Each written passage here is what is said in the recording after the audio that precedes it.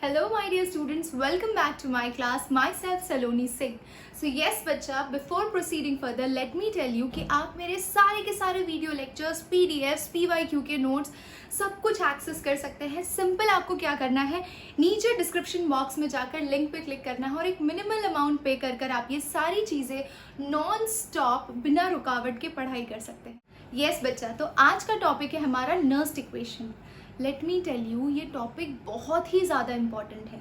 तो इसका हम एक एक करके स्टेप बाय स्टेप आगे बढ़ेंगे. पहले हम देख लेंगे डेरिवेशन कैसे होता है, डेरिवेशन के बाद देख लेंगे कि इसके न्यूमेरिकल्स कैसे होते हैं, और फिर आपको क्या करना होगा. मैं यहाँ पे बोर्ड पे 1 या 2 न्यूमेरिकल कराऊंगी, आपको घर पे बैठ के ढेर सारे 5 से 6 से 7 न्यूमेरिकल करने हैं, या फिर मेरी जो PDF वाली लिंक जिन्होंने परचेज की है वहाँ से वो सारा PDF सॉल्व कर जाइए.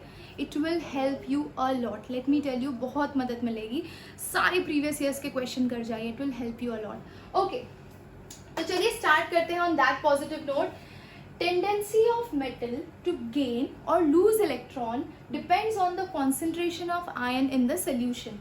इस स्टेटमेंट पर जाने से पहले या फिर नर्स्ड इक्वेशन हमें क्या बताना चाहता है ये समझने से पहले एक सिंपल एग्जांपल देखते हैं. बच्चे, ये आपका कंटेनर है. इस कंटेनर के अंदर ये रॉड है, ठीक है. ये रॉड है, यानी कि डेफिनेशन के हिसाब से ये आपका मेटल हुआ.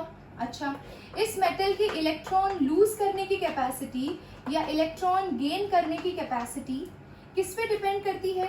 यहाँ पे जो इलेक्ट्रोलाइट प्रेजेंट है उसमें आयंस का जो कॉन्सेंट्रेशन है उस पे डिपेंड करती है.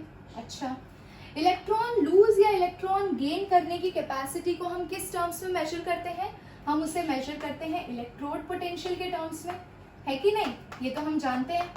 अच्छा, अब इलेक्ट्रोड पोटेंशियल जो है वो भी हमने 2 तरह का देखा था, oxidation potential and reduction potential, ठीक है.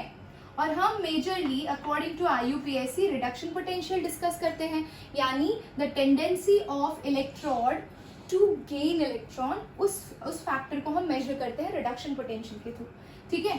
फिर हमने क्या देखा, अगर आपका आयन का कॉन्सेंट्रेशन 1 मोलार है तब अगर आप उसका इलेक्ट्रोड पोटेंशियल या फिर रिडक्शन पोटेंशियल निकालते हैं तो उसे हम बोलते हैं स्टैंडर्ड रिडक्शन पोटेंशियल, है ना.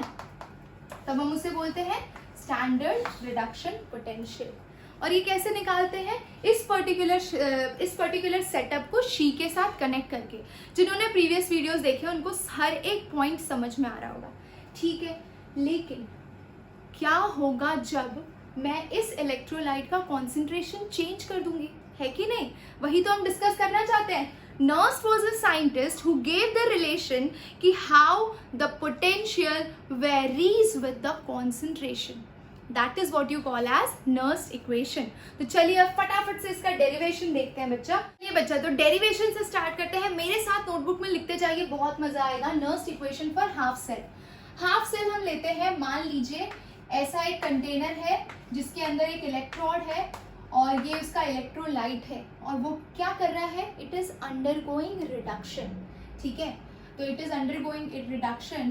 तो रिडक्शन में क्या होता है, Mn+ टाइप का मेटल होता है, वो N इलेक्ट्रॉन एक्सेप्ट करके M मेटल में कन्वर्ट होता है. फॉर एग्जाम्पल, अगर ये रॉड आपका कॉपर का हो और सोल्यूशन कौन सा हो, कॉपर सल्फेट, तो आप क्या लिख सकते हैं यहाँ पे, Cu2+ is going to accept 2 electron to get converted to Cu.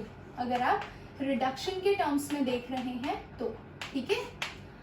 अब मुझे नर्स्ड इक्वेशन क्यों लगाना है इस केस में, क्योंकि मुझे जानना है कि अगर ये कॉपर सल्फेट का कॉन्सेंट्रेशन 1 मोलार नहीं होगा तब इसका इलेक्ट्रोड पोटेंशियल क्या होगा, ठीक है. तो चलिए देखते हैं. So according to Nernst, if you are writing E0 of Mn+ upon M of any metal. Yes, so according to Nernst, E of Mn+ upon M for any metal is equal to E0 of Mn+ upon M plus RT by NF ln, and then you have Mn+ upon M, ठीक है. अगर मैं ये equation copper के लिए लिखूं तो कैसा हो जाएगा बच्चा, ECU2+ upon Cu is equals to E0 Cu2+ upon Cu plus RT by NF. अब यहाँ पे N क्या हो जाएगा, नंबर ऑफ इलेक्ट्रॉन्स गेन, तो इसके लिए यहाँ पे N2 होगा ln Cu2 plus upon Cu। मैं सारे टर्म्स आपको क्लियर करूंगी कौन सा क्या वैल्यू है, लेकिन लेट मी टेल यू इस पूरे स्टेटमेंट को आप और कैसे लिख सकते हैं। लिखने से पहले मैं आपको सारी वैल्यूज बता देती हूँ। देखिए R क्या है, यहाँ पे R की वैल्यू 8.314 होती है joule kelvin raise to -1 mole raise to -1, universal gas constant. Temperature standard condition में आप क्या लेते हैं 298 केल्विन। फैराडे यानी कि ये आपका F, ये क्या है फैराडे कांस्टेंट, और ये जो फैराडे कांस्टेंट होता है उसकी वैल्यू फिक्स होती है, that is your 96500 coulomb mole raise to -1। Okay, और उसके अलावा क्या है ये N क्या है नंबर ऑफ इलेक्ट्रॉन्स गेन। ठीक है, बहुत ही बढ़िया। Cu2 प्लस क्या है बच्चा, Cu2 plus is the concentration of ion, है ना, एंड Cu इज द, या फिर Mn प्लस क्या है कॉन्सेंट्रेशन ऑफ आयन, तो यहाँ पे Mn प्लस लिख देते हैं जनरलाइज के लिए, और यहाँ पे M यानी कि कॉन्सेंट्रेशन ऑफ मेटल। अब यहाँ पे एक बहुत काम की बात, जब भी आप कॉन्सेंट्रेशन ऑफ मेटल की बात करते हैं तो आपको पता है कॉपर यहाँ पे कौन से स्टेट में बच्चा, सॉलिड स्टेट में। सॉलिड स्टेट का कोई कॉन्सेंट्रेशन होता है क्या, नहीं होता।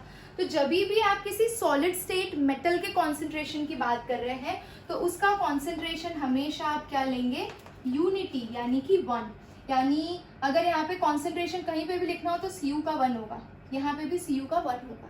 ठीक है, अच्छा अब दूसरी इंपॉर्टेंट बात, ये दोनों तो हो गए। अब बचा ये, सो E nought Mn plus upon M, ये तो स्टैंडर्ड कंडीशन में हमें उसका इलेक्ट्रोड पोटेंशियल ऑलरेडी पता है। कॉपर का स्टैंडर्ड कंडीशन में इलेक्ट्रोड पोटेंशियल प्लस 0.34 निकाला था जब हमने उसे शी के साथ कनेक्ट किया था, याद आया। ओके, तो जब आप इसे शी के साथ कनेक्ट करते हो तब उसका स्टैंडर्ड रिडक्शन पोटेंशियल आता है एट 1 मोलार कॉन्सेंट्रेशन, और ये क्या है, ये किसी भी रैंडम कॉन्सेंट्रेशन पे आपको उसका रिडक्शन पोटेंशियल या फिर इलेक्ट्रोड पोटेंशियल निकालना है, तो उसके लिए ये वैल्यू है। तो आप लिख दीजिए E nought Mn plus upon M, that is your standard reduction potential calculated using she. ठीक है, कैलकुलेटेड यूजिंग शी। शी क्या है, कैसा है, कैसे यूज करते हैं, प्रीवियस वीडियोस उसके लिए देखकर आइए। और E क्या है, E Mn plus upon M, electrode potential at any concentration, electrode potential at any concentration. I hope you are clear. अच्छा, अब ये जो पर्टिकुलर इक्वेशन है बच्चा, इस इक्वेशन को हम दूसरे तरीके से भी लिख सकते हैं। तो देखिए और कैसे लिख सकते हैं, ध्यान दीजिएगा। यहाँ पे कई बच्चे बोलेंगे यहाँ पे प्लस की जगह मैम हम माइनस क्यों नहीं यूज करते, एनसीईआरटी में माइनस दिया। यस यू कैन यूज, मैं इसको वापस लिखती हूँ, E Mn plus upon M is equal to E nought Mn plus upon M। अब मुझे यहाँ पे माइनस साइन चाहिए। जब मैं माइनस साइन लिखूंगी ना बच्चा, तो RT बाई NF ln, जो न्यूमरेटर था वो डिनोमिनेटर में और जो डिनोमिनेटर है वो न्यूमरेटर में चला जाएगा। ठीक है, अच्छा एक और इम्पॉर्टेंट चीज, अगर आपको याद ना रहे, कंफ्यूजिंग लग रहा है कि मेटल को ऊपर लिखें या आयन को ऊपर लिखें, तो याद रखना पॉजिटिव और इसका पॉजिटिव दोनों ऊपर रहता है। तो जब यहाँ साइन पॉजिटिव होगी तो ऊपर आयन आएगा, जब यहाँ साइन नेगेटिव होगी तो ऊपर मेटल आएगा। I hope you are clear. ये कंडीशन मैं सिर्फ हाफ सेल के लिए बता रही हूँ, दोनों सेल को साथ में अभी तक कनेक्ट नहीं किया है। चलिए आगे बढ़ते हैं। Okay, so E Mn plus upon M is equals to E nought Mn plus upon M।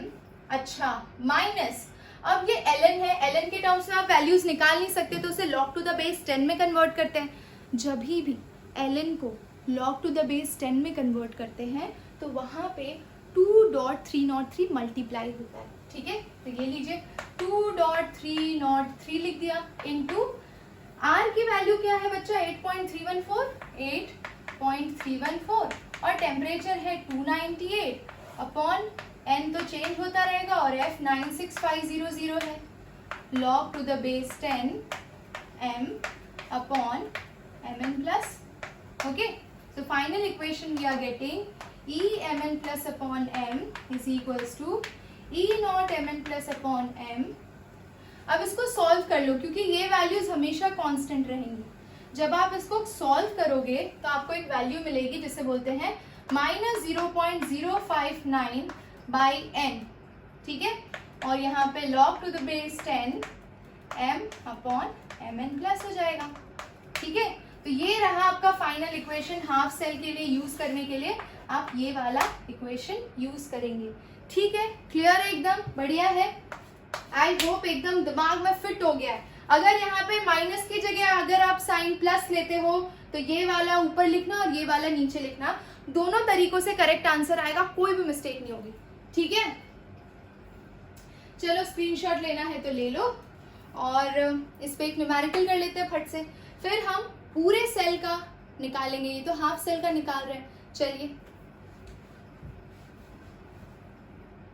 चलिए तो ब्लैक बोर्ड पे देखते हैं न्यूमेरिकल। जिनको सॉल्व करना है पॉज कर ले, सॉल्व कर ले और उसके बाद मेरे आंसर्स के साथ अपना आंसर मैच कर ले। चलिए देखते हैं। If E naught reduction potential of copper rod, यानी कि आपको दिया है E not Cu 2 plus upon Cu as 0.34 volt, what will be its electrode potential, यानी E Cu 2 plus upon Cu आपको पूछा है। और कॉन्सेंट्रेशन कितना दिया है आयन का, 0.1 molar concentration of copper sulphate, यानी कि Cu 2 प्लस आयन का कॉन्सेंट्रेशन दिया है आपको 0.1 मोलर। अब फॉर्मूला लिखिए, E Cu 2 plus upon Cu is equal to E not Cu 2 plus upon Cu minus 0.059 by n log, यहाँ पे नेगेटिव है तो ऊपर मेटल पहले आएगा और आयन नीचे आएगा, खत्म। चलिए वैल्यूज प्लेस करिए बच्चों फटाफट। तो ई नॉट हो गया 0.34 माइनस 0.059, कॉपर 2 इलेक्ट्रॉन गेन करेगा, लॉग है ना Cu 2 प्लस है, it is going to accept 2 electron to get converted to Cu, तो n की वैल्यू यहाँ पे 2 होगी, ठीक है। और मेटालिक स्टेट में कॉपर का कॉन्सेंट्रेशन 1 और आयोनिक स्टेट में इसका कॉन्सेंट्रेशन दिया है 0.1 मोलार, तो यहाँ पे 0.1 मोलार ले लीजिए। तो 0.1 यानी कि log 10 हो गया। log 10 कितना होता है, 1 होता है बच्चा। जिनको log नहीं निकालना आता है let me know in the comment section, yes. चलिए आगे बढ़ते हैं। तो ये हो गया E of Cu 2 plus upon Cu 0.34 minus 0.059 by 2 log, ये 10 हो गया, log 10 1 होता है, ठीक है। और ये हो गया 0.0 2 जा 4 2 9 जा 18 2 5 जा 10, so 0.34 minus 0.0295, then what you are getting answer as, yes, calculate करिए, you will get answer as 0.3105 volt. एकदम सिंपल, ये तो हाफ सेल निकालना आ गया आपको। ऐसे और न्यूमेरिकल सॉल्व करिए। मेरे पीडीएफ में इससे रिलेटेड काफी सारे क्वेश्चन है। एनसीईआरटी में एक हाइड्रोजन बेस्ड क्वेश्चन है, वो भी सॉल्व कर लीजिए, इंटेक्स का क्वेश्चन। चलिए अब आगे बढ़ते हैं, फुल सेल के लिए ये चीज ट्राई करते हैं। यस बच्चा, तो आ जाते हैं नेक्स्ट टॉपिक पे, that is calculating cell potential using Nernst equation. अच्छा, अब इसको बहुत ही आहिस्ता और आसानी से समझने के लिए हम गैल्वेनिक सेल का एग्जाम्पल ले लेते हैं, ठीक है। गैल्वेनिक सेल आपको अच्छे से पता है, ये आपका एनोड है, ये कैथोड है, और मुझे अगर इसका सेल पोटेंशियल निकालना है तो cell potential is equal to क्या होता है, E cathode minus E anode, ठीक है। अगर दोनों का इलेक्ट्रोड पोटेंशियल रिडक्शन पोटेंशियल के टर्म्स में है तो E cathode minus E anode करते हैं हम, ओके। चलिए तो हम इसे कैसे लिखेंगे, कैथोड को लिखते हैं E Cu 2 plus upon Cu minus E Zn 2 plus upon Zn, है ना, that is equal to cell potential. अच्छा, अब जो हमने अभी तक सीखा है उसे अप्लाई करते हैं। पहले हम कॉपर रॉड के लिए नर्स्ट इक्वेशन लगाते हैं, फिर हम जिंक रॉड के लिए नर्स्ट इक्वेशन लगाते हैं। So for copper rod according to Nernst equation we can write its equation as ECu 2 plus upon Cu is equal to E nought Cu 2 plus upon Cu, ठीक है, plus 0.059 by n log Cu 2 plus upon Cu, है ना, okay. अब ऐसा ही हम zinc half के लिए लिखते हैं, तो E of Zn 2 plus upon Zn is equals to E nought Zn 2 plus upon Zn plus 0.059 by n log Zn2 plus upon Zn। Okay, ये हो गया हमारे लिए।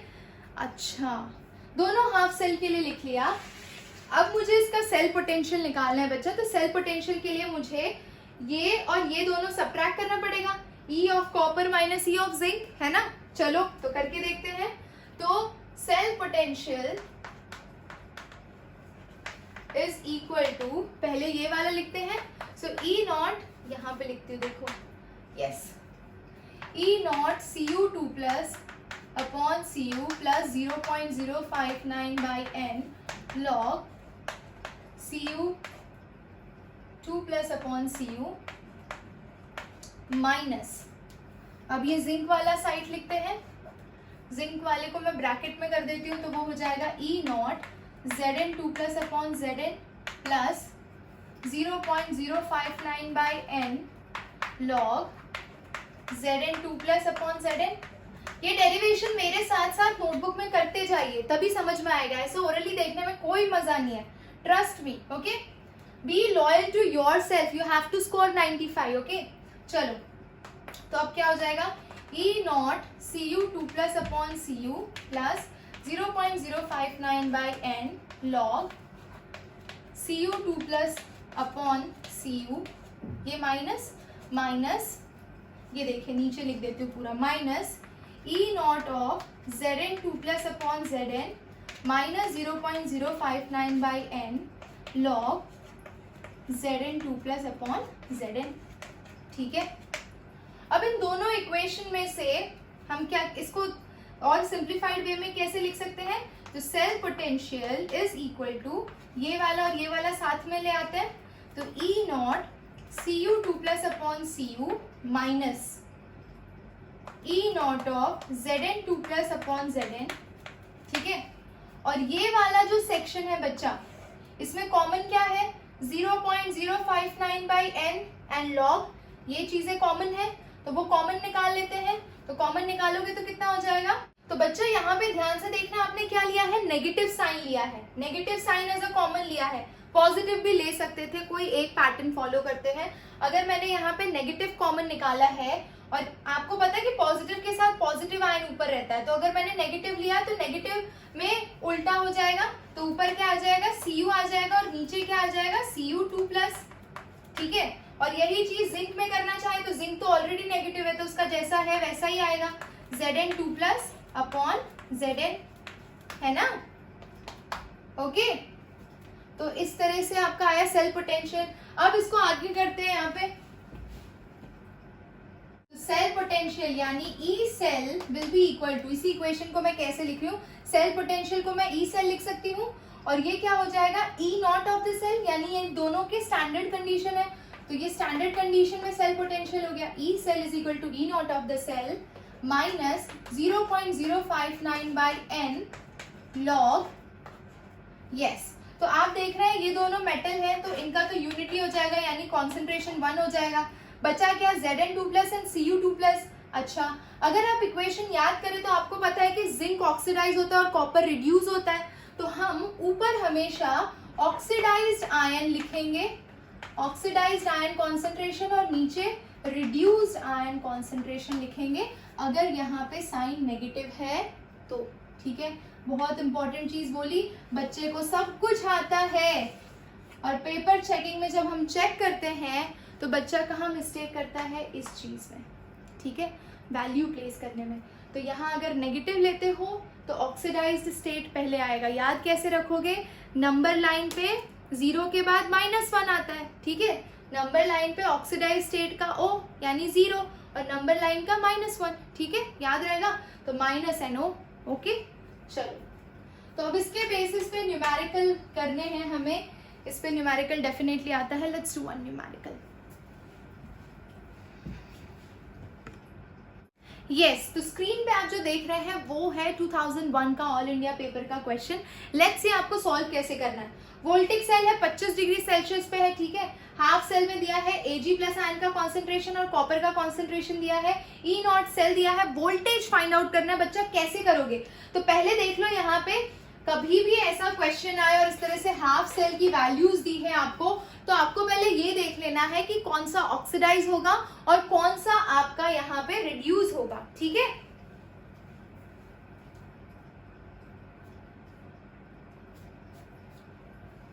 ठीक है, तो देखिए क्या होगा, ये जो Cu है it is going to get converted to Cu2 plus by loss of 2 electron, और जो Ag है Ag प्लस वो एक बार में एक इलेक्ट्रॉन एक्सेप्ट करके Ag में कन्वर्ट होगा बच्चा, ठीक है।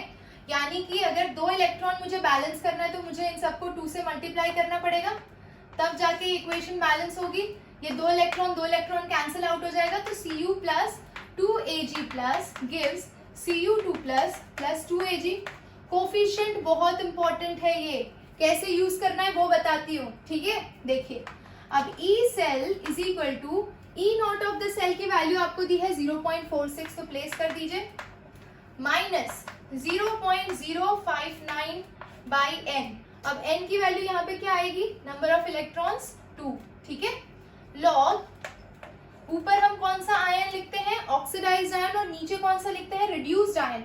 ऑक्सीडाइज कौन सा हुआ है, Cu2 प्लस, और रिड्यूस कौन सा हुआ है बच्चा, रिड्यूस हुआ है Ag प्लस, ठीक है। अब आयन को जब आप देख रहे हो तो Cu2 प्लस के केस में कोई भी कोफिशिएंट नहीं है यहाँ पे, बट Ag प्लस के केस में कोफिशिएंट है, तो कोफिशिएंट को आपको पावर के फॉर्म में ऊपर रखना है, ठीक है।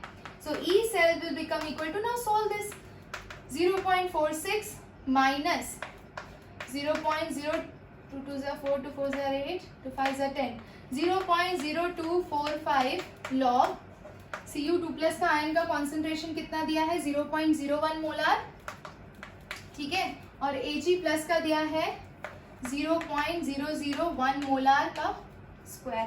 तो ये हो जाएगा E cell is equals to, इसको सब्ट्रैक्ट कर लीजिए, लॉग ये हो जाएगा 10 टू पावर माइनस 2 ना, ये हो जाएगा 10 टू पावर माइनस 2, और नीचे वाला कितना हो जाएगा 10 टू पावर माइनस 3 एक केस में, और उसका स्क्वायर है तो 10 टू पावर माइनस 6 हो जाएगा, तो माइनस 6 ऊपर जाएगा तो कितना हो जाएगा बच्चा, तो E cell is equals to 0.46 minus 0.0245 log minus 2 plus 6, तो 10 टू पावर 4 आएगा, ठीक है, लॉग 10 टू पावर 4। यस बच्चा, तो इसकी वैल्यू क्या आएगी देखिए, तो E cell is equals to 0.46 minus 0.0295 log 10 to power 4 है, तो वो 4 लॉग 10 हो जाएगा, और 4 लॉग 10 की वैल्यू कितनी होती है, लॉग 4 की वैल्यू होती है 0.6020, है ना। अब इन दोनों को मल्टीप्लाई कर लीजिए, इससे सब्ट्रैक्ट कर लीजिए, आपका E सेल अप्रोक्सीमेटली आ जाएगा 0.4 वोल्ट, ठीक है। So that's your answer, I hope you are clear. खुद ट्राई करके देखिए, अगर आपका मन कर रहा है कि मैं नेगेटिव की जगह पॉजिटिव साइन प्लेस करूं और इन दोनों को स्विच करके फिर आंसर निकालूं, वैसे भी ट्राई कर लीजिए। जितना ज़्यादा श्योरिटी से एक न्यूमेरिकल करेंगे उतना क्लैरिटी मिलेगा आपको। ये आपने किया था 2001 का क्वेश्चन, ऐसे ही आप बहुत सारे एनसीईआरटी के क्वेश्चन कर सकते हैं। न्यूमेरिकल सेक्शन पे एक अलग से वीडियो अपलोड किया है मैंने, वो वेबसाइट वाली लिंक पर, वहाँ पर जाकर आप देख सकते हैं। So with this we finish the last equation. मिलते हैं नेक्स्ट क्लास में, till then stay safe, stay home and take care all of you. Love you all. Meet you in the next class.